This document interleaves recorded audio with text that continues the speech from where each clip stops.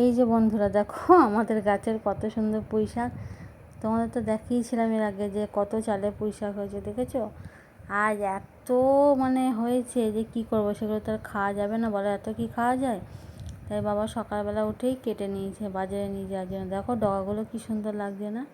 পুঁই শাকের ডগা দিয়ে কত কিছু রান্না করা যায় না কি বলো? পুঁই শাক দিয়ে, মাছের মাথা দিয়ে, তারপর আরও কী যেন ওটাকে বলে কুমড়ো দিয়ে কত সুন্দর রান্না করলে হেভি লাগে। আমার তো খুব ভালো লাগে।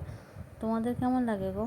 এক একটা বোঝা বেঁধেছে, এত ভারী তুলতে পারছি না, খুবই ভারী লাগছে। দেখেছো ওইখানে এক ডাং, আবার এইখানে, তাহলে কত বলো তো হয়েছে? একদম চালে ভর্তি হয়েছে।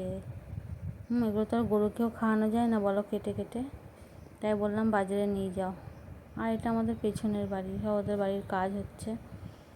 দেখো আকাশটা কত সুন্দর, গাছগুলো চারিদিকটা সবুজ, এগুলো সব আম গাছ, তোমরা তো দেখতেই পাচ্ছ। আকাশটা একদম মেঘে ভরা, চারিদিকে মেঘ, আকাশের মুখ ভার, এত সুন্দর লাগছে সবুজ সবুজ চারিদিকটা। আর এই যে আমাদের সুপারি গাছ, আমাদের বাড়ির চারপাশ থেকে সুপারি গাছ লাগানো, কত সুন্দর সব জটা জটা সুপারি এসেছে দেখো। খুব সুন্দর লাগছে না সুপারিগুলো দেখতে? আমার তো খুবই ভালো লাগে।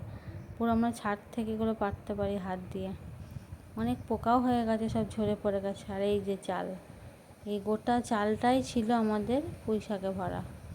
এই যে একটা বিল্লি শুয়েছিল, আমাকে দেখে ভয়ে পালালো। আর এদিকে আমাদের কালু আর লক্ষ্মী বাঁধা আছে। কত সুন্দর দেখেছো? কালুর আর 2 দিন পরই বাচ্চা হবে, 2 মাস পর। কালু এখন প্রেগনেন্ট আছে। আর এদিকে লক্ষ্মীর পাশে তার মেয়ে। আর তো এগুলো আছেই আমাদের সব সঙ্গে। ওই দেখো ছুটে ছুটে আসছে, ওরা সব খেলা করছিল। কেউ মনে হয় তালা দিয়েছে, তাই ছুটে ছুটে বাড়ি চলে আসছে। দেখেছো আমাদের সব ছাগলগুলো কত সুন্দর? ওরা খুব পোষ জানো, ওদের ডাকলেই ছুটে চলে আসবে। দেখো মা যেই ডেকেছে, যেখানেই ছিল ছুটে চলে আসবে, যেখানে থাকুক। একবার যদি গলার আওয়াজ পেয়েছে টুক করে চলে আসবে। ওই দেখো দেখেছো সব খাওয়ার জন্য কি করছে? খুব ভালো লাগে না বলো পশু পাখিদের সাথে থাকতে? দেখো আমি ওপর থেকে ডাকছি, ছাদ থেকে ঠিক কটকটি দেখেছি। ওই দেখো মা দেখাচ্ছে, ওই দেখো কটকটি আর কটকটির বোন আমার দিকে কেমন চেয়ে আছে, ডাকবে আসো নিচে আসো, আমাদের বিস্কুট দাও। শুধু ভালো মন্দ খাবার খাবে ওরা, ঘাস পাতা খুব কমই খায়, শুধু ঘরে উঠবে আর ভালো মন্দ খাবে। দেখেছো কত, পুরো সব কেটে নেওয়া হয়েছে। আর সামান্য পরিমাণে আছে, এর থেকে আরও হবে। কারণ এই পুঁই শাক তো শুধু গজাতেই থাকে, যত কাটবে তত হবে। বর্ষার জল পেয়ে আরও কত হয়েছে। আর এদিকটা আঁকা, চারিদিকে শুধু এদিকটা জঙ্গল আর সুপারি গাছ।